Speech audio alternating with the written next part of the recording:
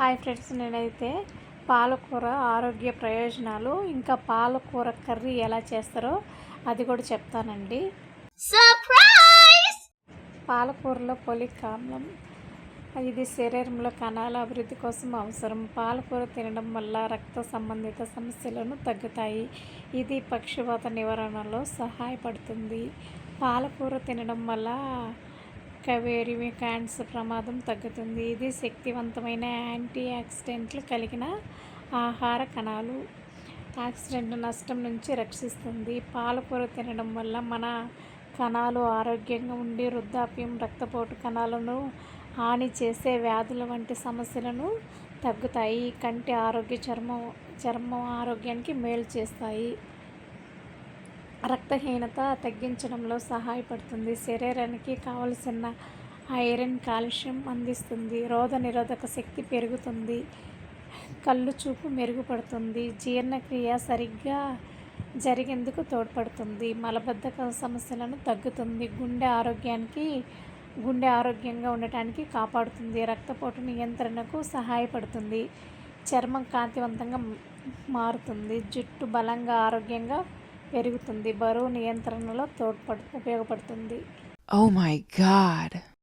ఇంకా పాలక్ పప్పు ఎలా చేస్తారంటే, పాలకూర ఒక కట్ట తీసుకొని, తర్వాత 2-3 టమోటాలు తీసుకొని, ఒక ఆనియన్ తీసుకొని, పచ్చిమిర్చి ఒక 5 తీసుకొని, నీట్గా పాలక్ పప్పుని కట్ చేసుకొని నీట్గా కడిగి పెట్టుకోవాలి. కుక్కర్లో ఆనియన్ కట్ చేసుకొని, కొంచెం చింతపండు వేసుకొని, మనం పచ్చిమిర్చి వేసుకుంటాం కదా, తగినంత కారం వేసుకోండి, ఆప్షన్ మీదే, లేకుంటే లేదు. తర్వాత అన్నీ నీట్గా కట్ చేసుకొని, పాలక్ పప్పు చాలాసార్లు కడగాలన్నమాట.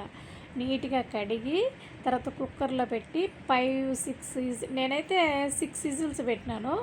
6 వచ్చేదాకా పెట్టినాను. బాగా మ్యాష్ అవుద్ది. చాలా హెల్తీ ఫుడ్ అనమాట. అందుకే మీరు ట్రై చేయండి.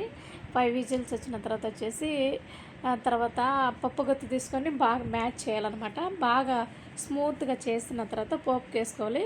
తాలింపు గింజలు, కొంచెం కరివేపాకు, ఒక ఆనియన్ కట్ చేసుకొని, ఇంకా 4 వచ్చేసి ఎండుమిర్చి తీసుకున్నాను.